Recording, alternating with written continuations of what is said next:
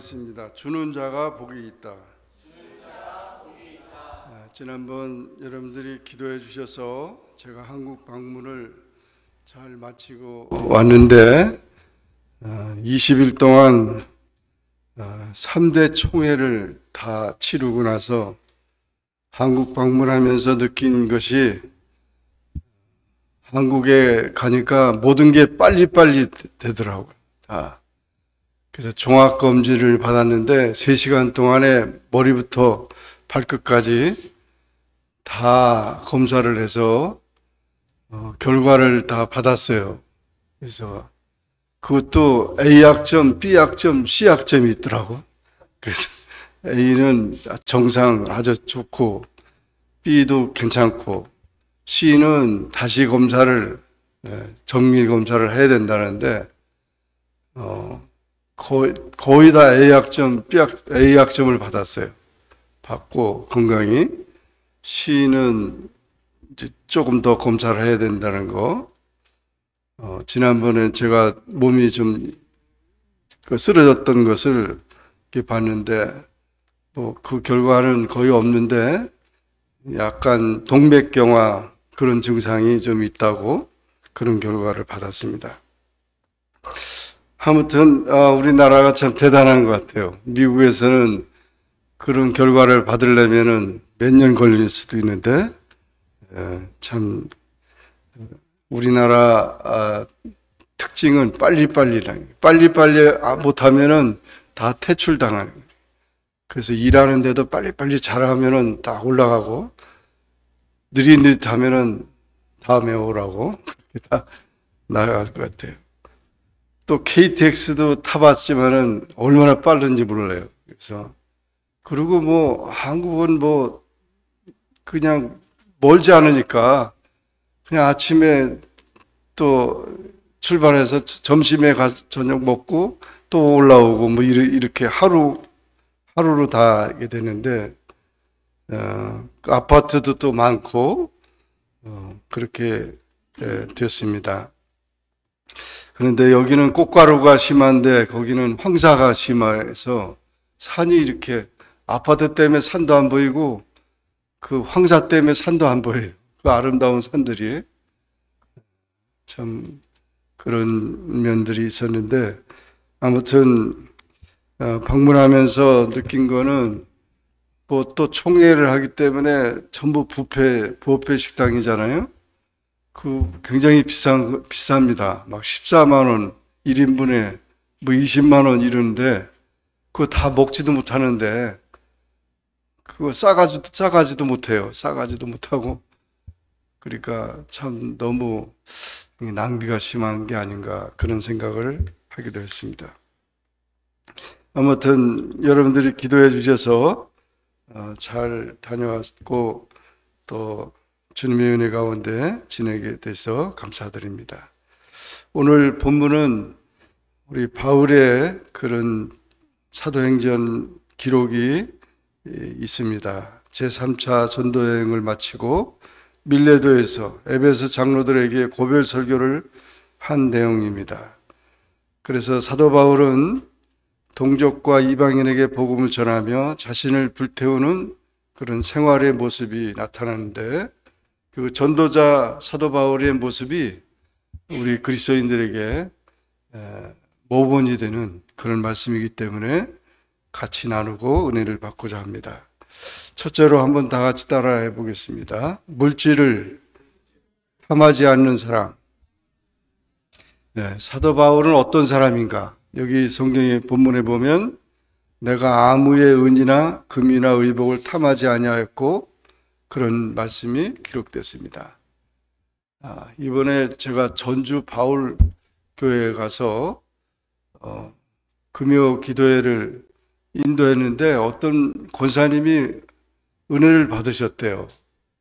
그래가지고 담임 목사님한테 이번에 온 강사님한테 옷을 한 벌을 해드려야 된다고 양보를. 그래서 지금 여러분들이 보는 게 이게 그 옷입니다. 한 벌을 다 안경도 하고 이거 다 하고 이렇게 했는데 그 귀한 권사님이 그렇게 기도하는 권사님인데 그렇게 했는데 이걸 제가 받아야 되나 안 받아야 되나 고민을 했어요. 뭐 가서 그렇게 설교를 했는데 뭐 또 다 강사비도 또 주는데 이렇게 특별히 주셨으니까 그래도 마침 우리 집사람이 같이 있었으니까 어떻게 해야 되냐 그랬더니 싹 그 양복을 다 하고 나서 사진을 딱 찍고 그리고 보내드려야 된다고 그래서 보내드렸어요. 그래서 이렇게 잘 해서 감사하다고. 참 한국에는 또 그런 분들이 또 이렇게 계시더라고요. 그러나 우리가 여기 사도 바울처럼 사도 바울은 아무 은이나 금이나 의복을 탐하지 않았다. 이 탐하지 않았다는 말은 에피투메오인데 욕심을 내지 않았다. 그런 뜻입니다. 그러니까 우리가 남의 것을 탐내지 않고 남에게 피해를 주지 않고 고린도후서 7장 2절에 보면 마음으로 우리를 영접하라. 우리가 아무에게도 불의를 하지 않고 아무에게도 해롭게 하지 않고 아무에게도 속여 빼앗은 일이 없노라. 그러면서 사도 바울은 불의나 해롭게 하는 것이나 속여 빼앗는 그런 일을 안 했다고 그렇게 말하고 있습니다.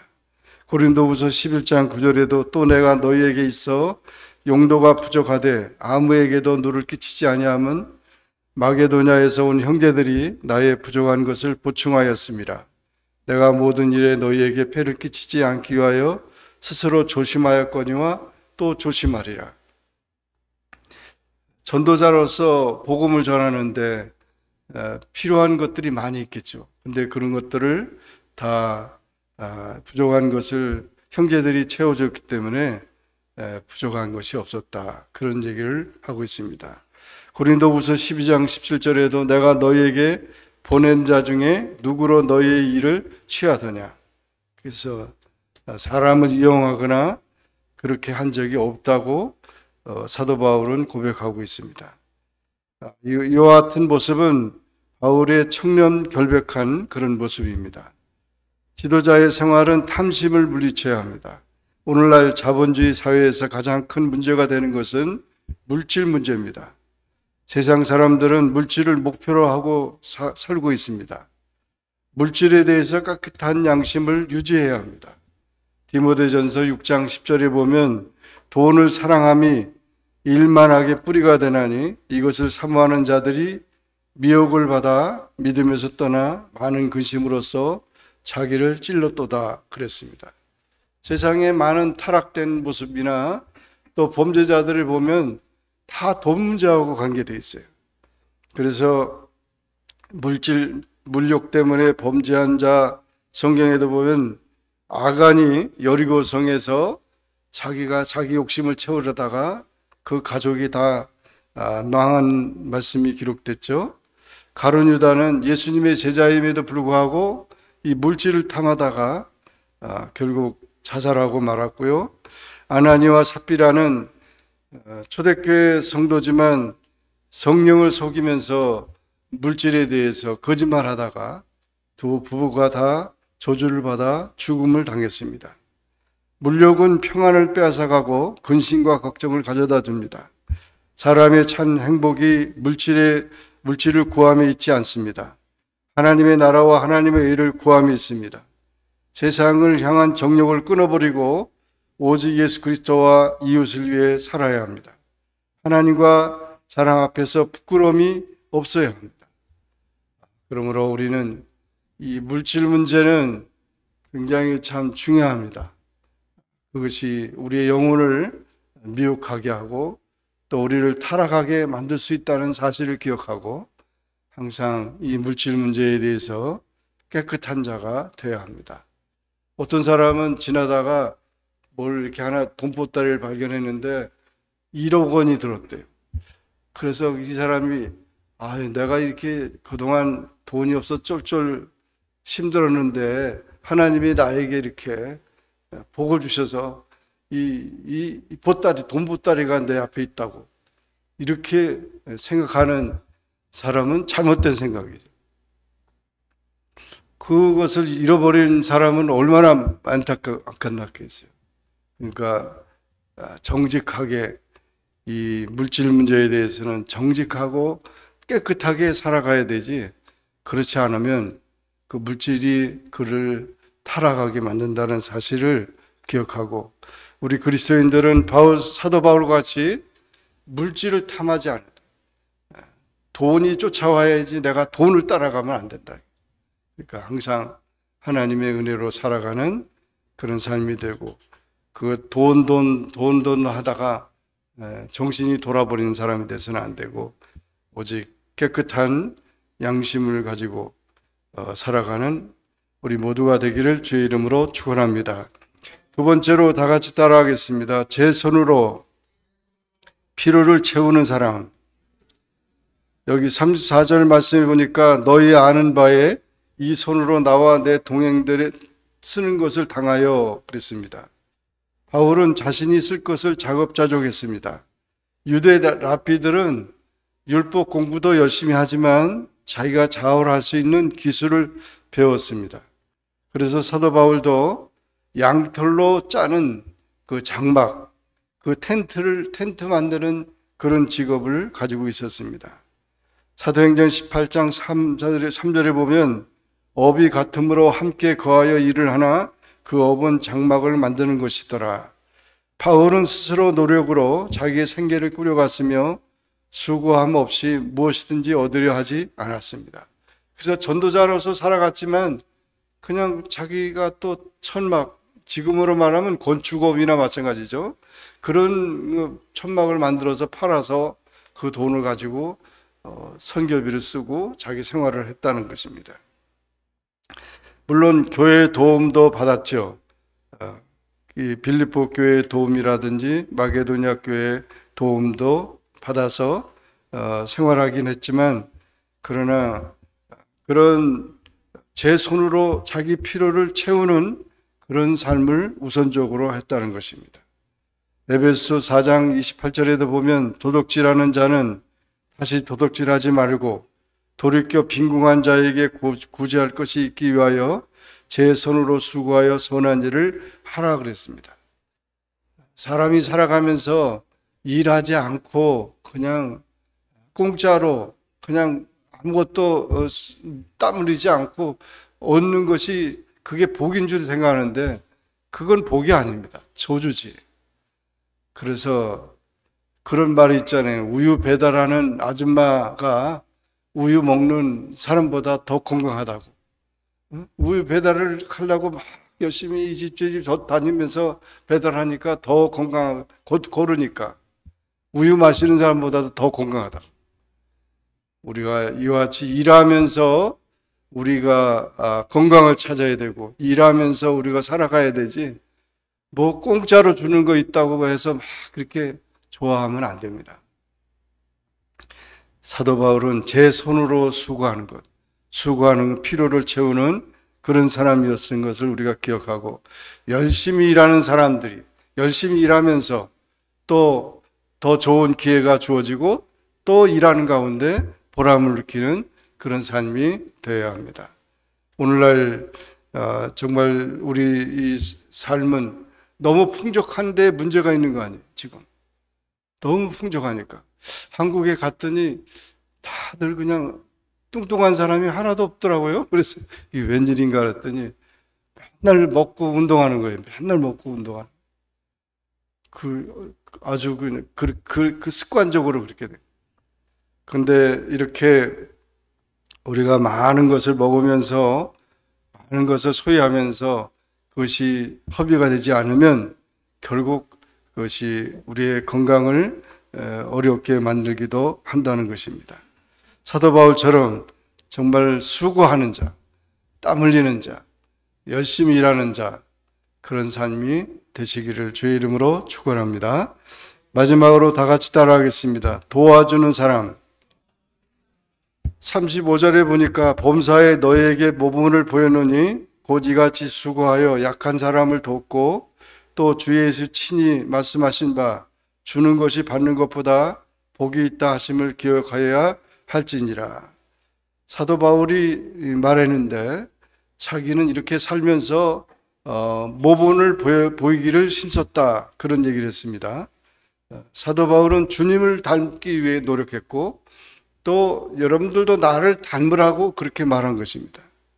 그러면서 수고하여 약한 사람을 도와주라는 것입니다. 그러면서 주 예수의 친히 말씀하신 바 주는 것이 받는 것보다 복이 있다 하심을 기억하여라. 예수님이 하셨다는 말씀을 하셨는데 예수님이 주는 자가 되라는 것이죠. 주는 것이 받는 것보다 복이 있다고 예수님 말씀하셨다는데 이 기록은 복음서에 나타나지는 않았습니다.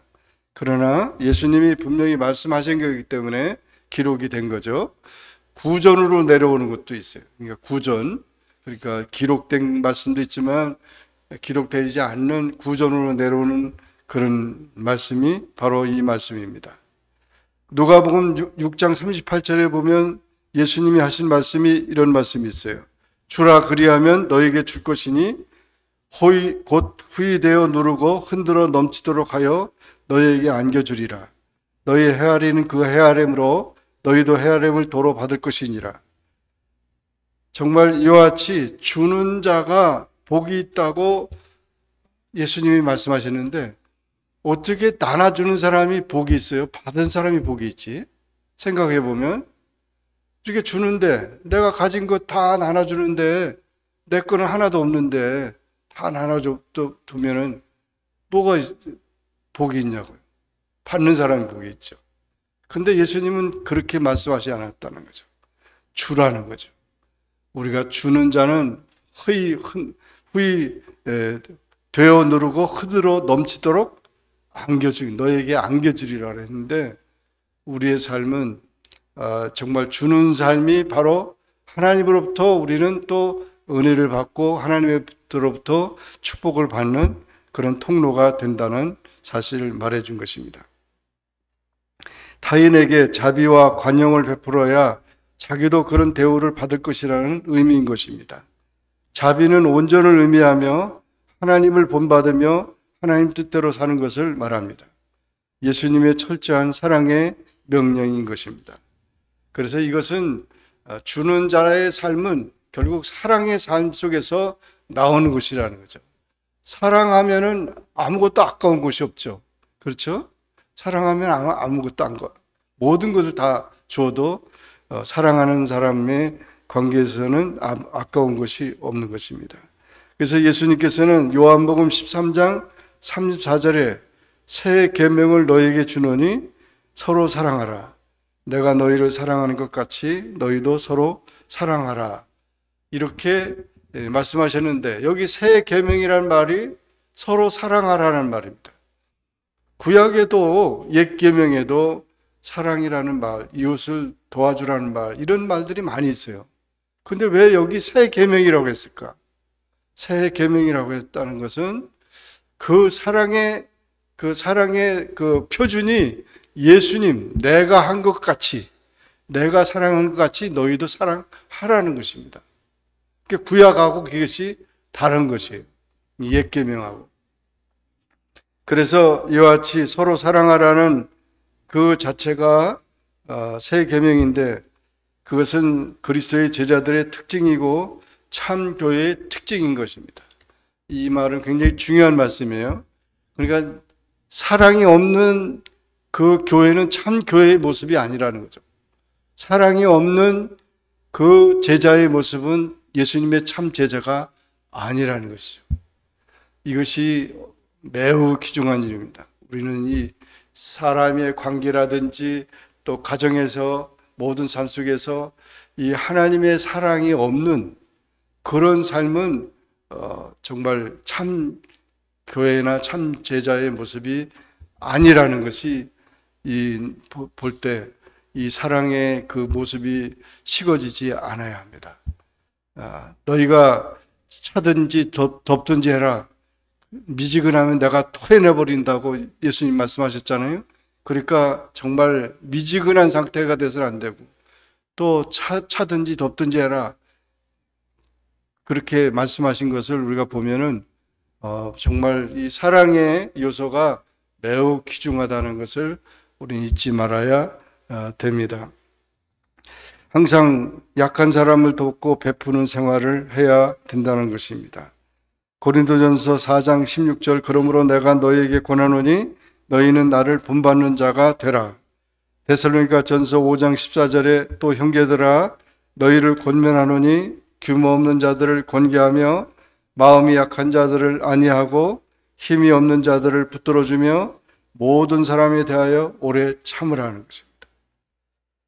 우리가 교회 생활을 하더라도 또 가정에서 또 우리 사회생활 속에서 이런 규모 없는 자가 있고 마음이 약한 자가 있고 힘이 없는 자가 있고 또 그런 모든 그런 형편에 있는 사람들이 있는데 이것을 사랑으로 다 잘 권면하고 참으라는 것입니다. 고린도전서 12장 28절에 하나님이 교회 중 몇을 세우셨으니 첫째는 사도요, 둘째는 선지자요, 셋째는 교사요, 그 다음은 능력이요, 그 다음은 병 고치는 은사와 서로 돕는 것과 다스리는 것과 각종 방언하는 것이라. 그런 직분에 대한 말씀을 했어요. 직분은 그냥 명예가 아니에요. 이 하나님 앞에 받은 직분은 사랑하라고 남을 도우라고 주어진 직분이라는 거죠. 하나님의 일을 하라고 주어진 직분인데 그 직분을 가지고 있으면서 남을 돕지 않고 사랑하지 않고 그러면은 그거는 책망받을 그런 직분이 되는 거죠. 그래서 이와 같이 직분은 도우라고 주신 것입니다. 그래서 무엇을 내가 도와야 될지를 기억해야 돼요. 그래서 성도를 도와야 될지 교역자를 도와야 될지 우리가 주의 일을 하나님 나라의 일을 위해서 무엇을 해야 될지를 기억하고 그 사명을 감당해야 한다는 것입니다. 초대교인들의 생활은 함께 물질을 나누며 함께 기도하는 도와주는 자들이었습니다. 수직적으로는 하나님을 잘 섬기고 열심히는 그런 교인이 있어요. 하나님 잘 섬긴다고 그래요. 근데 수평적으로는 그리스도의 사랑으로 더욱 뭉쳐지고 그 사랑을 베풀어야 되는데 그 수평적으로 안 되는 사람이 있어요. 그건 잘못된 거죠. 공산주의는 공평한 물질 분배를 강조하나 제도가 인간에게 행복을 가져다 줄 수는 없습니다. 제도보다 인간 자체가 문제이고 사랑의 공동체가 이루어져야 하는 것입니다. 하나님은 인간에게 만물을 주셨고 생명도 주셨고 은혜도 주셨고 구원도 주셨고 독생자를 주셨고 성령도 주셨습니다. 우리도 이웃을 위해 희생하고 돕는 삶이 되어야 한다는 것입니다. 마태복음 25장 35절 36절에 보면 마지막 심판날에 줄인 사람에게 먹을 것을 준 사람, 목마른 사람에게 마실 것을 준 사람, 나그네를 영접한 사람, 헐벗은 사람에게 옷을 입힌 사람, 병든 사람들을 돌아봤던 사람, 옥에 갇힌 사람들을 위로한 사람들을 가리켜 주님은 지극히 작은 자의 하나에게 한 것이 곧 내게 한 것이라고 말씀하셨습니다. 주님을 공경하는 삶이 이와 같은 삶이라고 말한 것입니다. 우리는 우리 주변의 평범한 소시민에게 한 것이 곧 죽게 한 것임을 교훈하고 있는 것입니다. 인간을 사랑하고 봉사하는 것, 인내와 사랑이 없으면 할 수 없는 어려운 일입니다. 신명기 15장 7절에 보면 내 하나님 여호와께서 내게 주신 땅 어느 성읍에서든지 가난한 형제가 너와 함께 거주하거든 그 가난한 형제에게 내 마음을 완악하게 하지 말며 내 손을 움켜쥐지 말고 라고 말씀했습니다.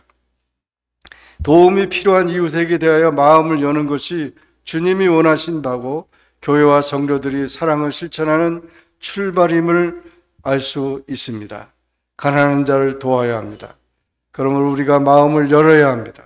요한일서 3장 18절에 자녀들아 우리가 말과 혀로만 사랑하지 말고 행함과 진실함으로 하자. 이로써 우리가 진리에 속한 줄을 알고 또 우리 마음을 주 앞에서 굳세게 하리로다고 말씀했습니다. 행함과 진실함으로 사랑을 실천해야 합니다. 우리가 인생의 최고 순간에 다다를 때 문제가 되는 것은 우리가 얼마나 벌었느냐, 얼마나 가지고 있었느냐가 아니라 우리가 얼마나 주었느냐가 될 것입니다. 우리는 하나님께 학식이나 권세나 물질로 칭찬받는 것이 아닙니다. 다른 사람을 위해서 얼마나 일했는가 판단이 되는 것입니다. 주는 자, 주는 가정, 주는 교회가 되지 못하면 진정한 사랑이 없는 것입니다. 사랑은 나눠주는 것입니다. 가진 자의 위치가 아니라 베풀고 주는 자의 위치가 되어야 합니다. 인생이 가장 행복할 때가 언제냐? 하나님과 가까이 할 때고 열심히 일할 때고 남을 대접하고 남을 도와줄 때인 것입니다.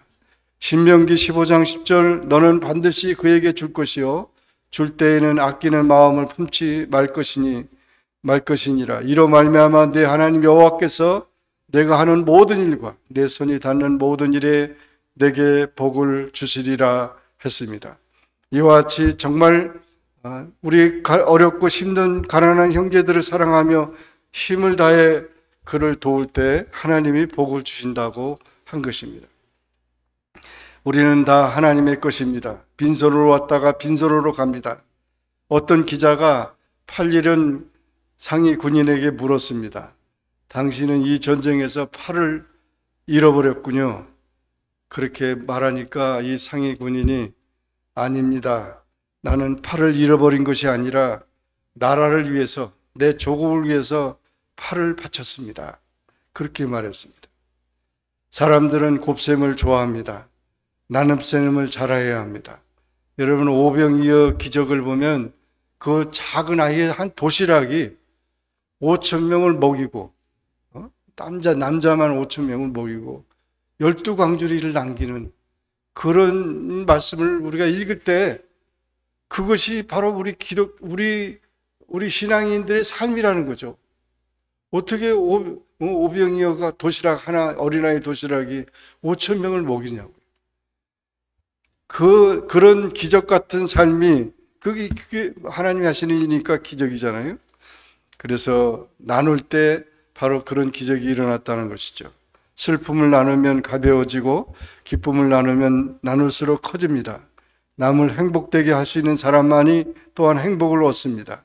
우리는 시간을 내어서 우리가 받은 구원을 나눠 주시기 바랍니다.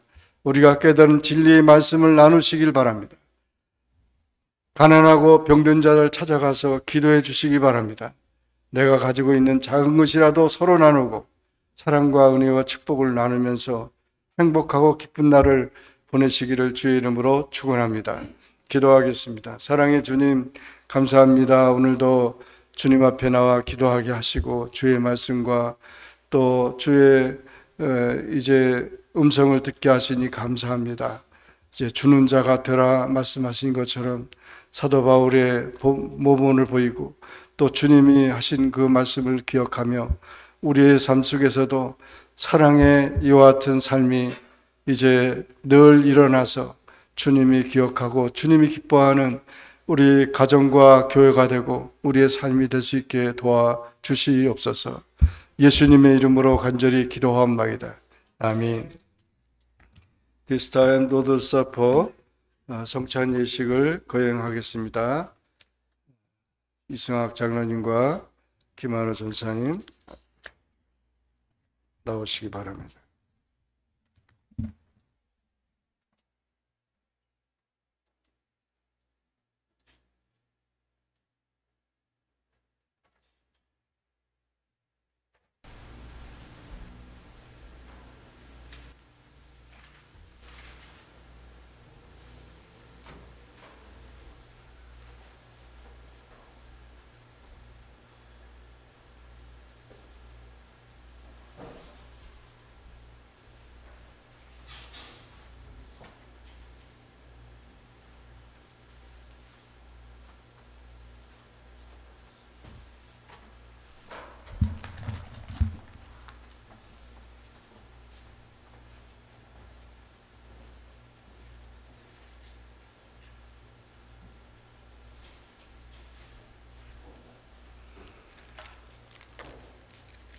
Let's pray. 다 같이 기도드리겠습니다.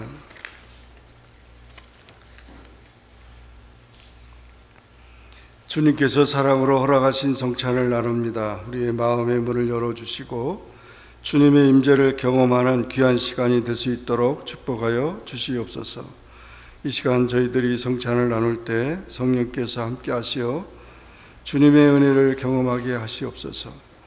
주님께서 지치고 상한 영혼들을 위로하시고 회복과 치유의 기적을 맛보게 하시며 떡과 포도주를 통하여 주님을 만나는 기쁨을 누리게 하여 주시옵소서.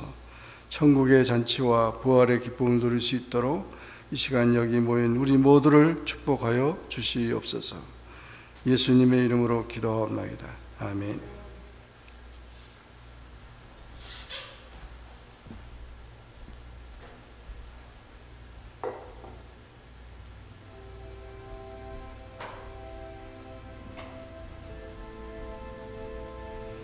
예수님께서 잡히시던 밤에 떡을 가지사 축사하시고 떼어 제자들에게 주며 말씀하시기를 이것을 너희를 위하여 주는 내 몸이니 너희가 이를 행하여 나를 기념하라고 말씀하셨습니다.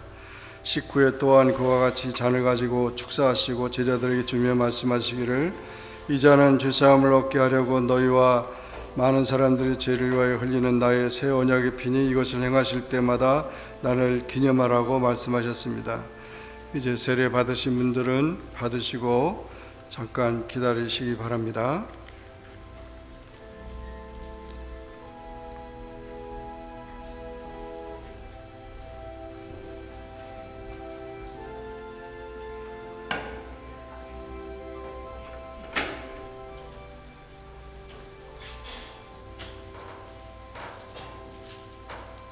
위에 커버를 떼시면은 떡이 나옵니다. This is Jesus' bread, body in remembrance. Take it. 그것을 떡을 드시고 기도하시면서 떡을 드시기 바랍니다. 예수님의 몸입니다.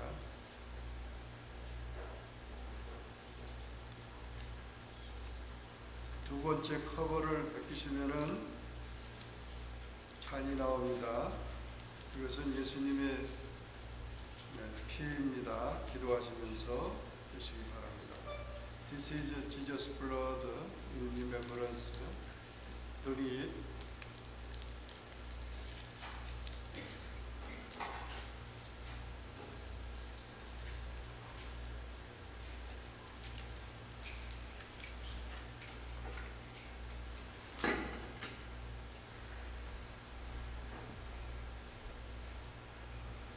Let's pray. 다 같이 기도드리겠습니다. 주님, 주님의 사랑과 능력을 힘입어 우리들이 예식에 참여하였음에 감사드립니다. 성찬의 의미를 가슴 깊이 기억하며 주님 다시 오시는 그날까지 주님을 전하며 이 세상에서 하나님의 자녀로서의 본분과 제자의 의무를 다하는 거룩하고 신실한 성도로 살아가도록 늘 인도하시고 도와주시옵소서. 예수님의 이름으로 기도하옵나이다. 아멘.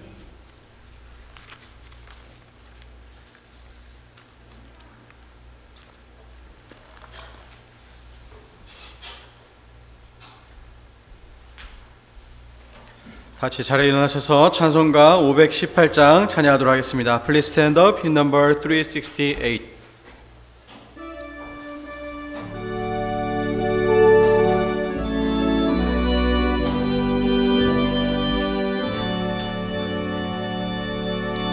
신자 되기 원합니다.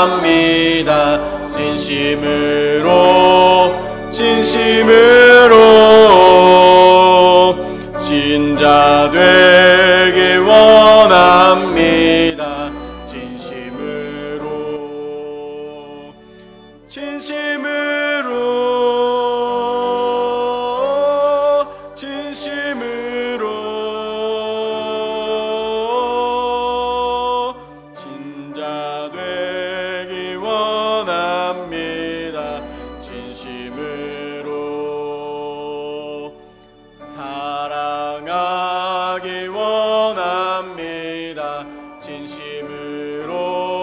진심으로 사랑하기 원합니다. 진심으로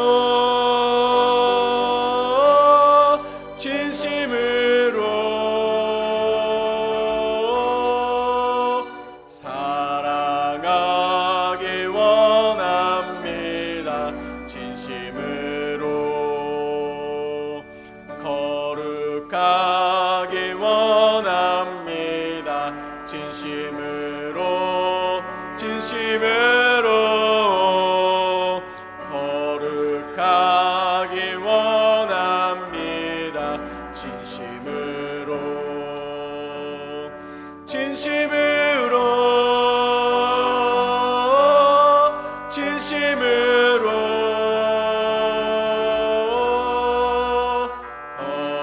거룩하기 원합니다.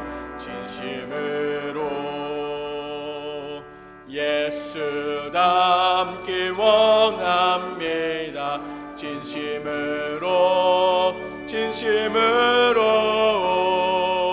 예수 닮기 원합니다.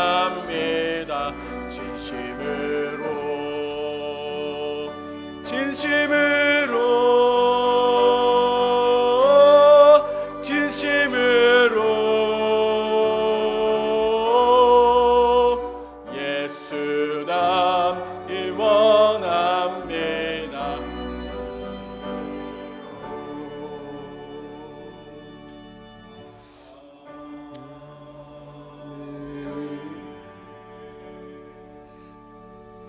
May the grace of the Lord Jesus Christ and the love of God and the fellowship of the Holy Spirit be with you all. 이제는 예수 그리스도의 은혜와 하나님 아버지의 사랑하심과 성령님의 감화 감동 위로 충만하신 역사가 우리 모두에게 영원토록 함께 하시기를 간절히 축원하옵나이다. 아멘.